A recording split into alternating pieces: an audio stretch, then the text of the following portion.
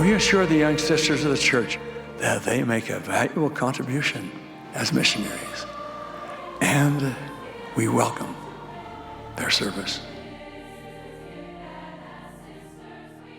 Today we have about 20,000 single sisters serving as missionaries in the church. And to put that into perspective, there are more women serving missions right now than the number of women in the church in 1847 when the pioneers crossed the plains.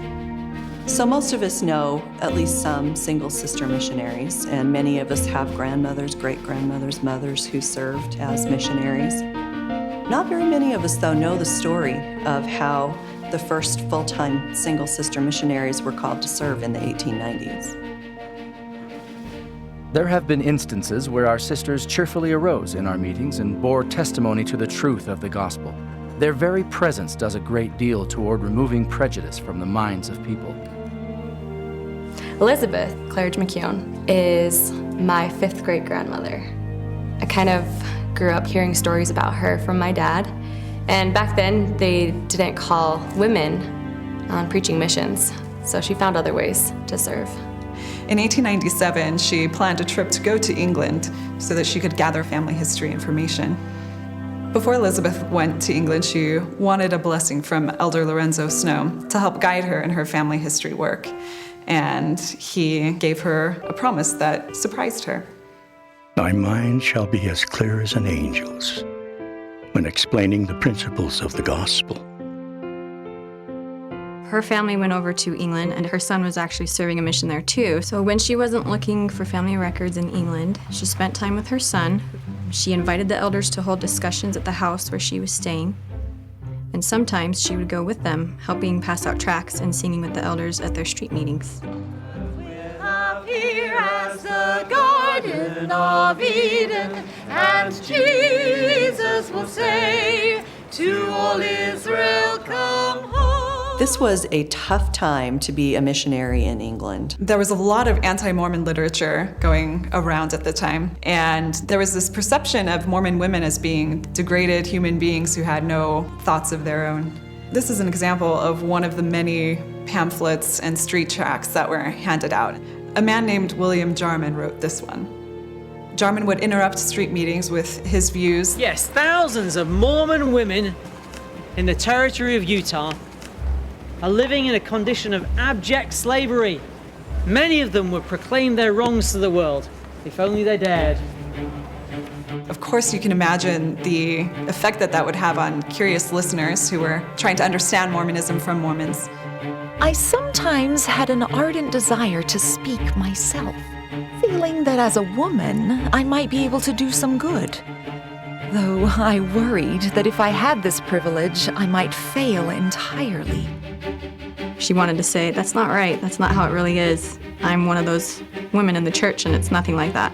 LDS women had always heard these types of accusations with disbelief and with frustration. They knew that this did not represent the reality of their lives. But these terrible allegations posed a huge problem for the mission president, for the missionaries themselves. Many of you are no doubt aware that William Jarman is about again, spreading his slanders and promoting his pernicious book.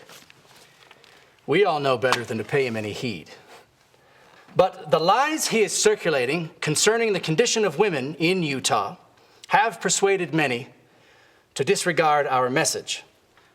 We have with us just now a lady from Utah. We're going to ask Sister McCune to speak this evening and tell you of her experience in Utah. We hope you will help us fill this hall with your friends and neighbors. I said in my heart, oh, if we only had one of our good women speakers from Utah to take advantage of this grand opportunity. Elizabeth McCune knew that there were some very accomplished women and women speakers in Utah at this time. In fact, she knew many of them personally and was friends with them. Women like Susie Young Gates, Emmeline Wells, women who had addressed national conventions. There were other women that were better at public speaking. She didn't feel like she was very qualified to do that, but she went anyway. I was nearly frightened to death. And now, Sister McCune, I just returned home from my mission. I definitely know what it's like to get nervous when you have to stand up in front of a crowd and share your testimony, but she knew, just as I knew, that she needed to speak in front of these people. Brothers and sisters, I was raised in Utah, and I know almost every foot of the country and most of the people. I have traveled throughout the United States and Europe, but nowhere have I found women held in such esteem as among the Mormons of Utah. Our religion teaches us. She was the opposite of the Mormon woman depicted in these tracts. She was respectable, she was well-spoken, and she represented the true Mormon woman. Whenever I had the opportunity to converse with the people, I would lead up to this, the uppermost topic in my mind. I could have gone into every house and entered into a quiet religious chat with the people, leaving with each one my earnest testimony.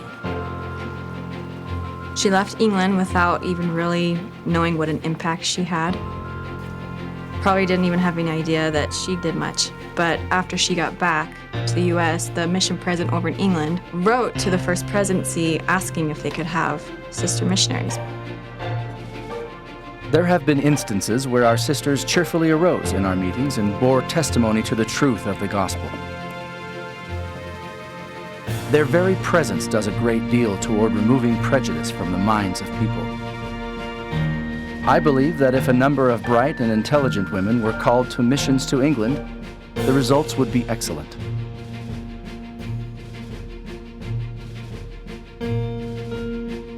It has been decided to call some of our wise and prudent women into the missionary field.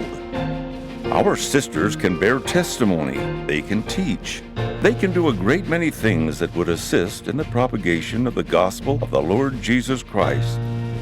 Inez Knight and Jenny Brimhall were the first single young sisters to be called as full-time missionaries.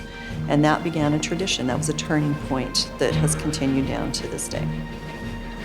The work of the Lord is accomplished as his gospel is preached unto every nation and kindred and tongue and people.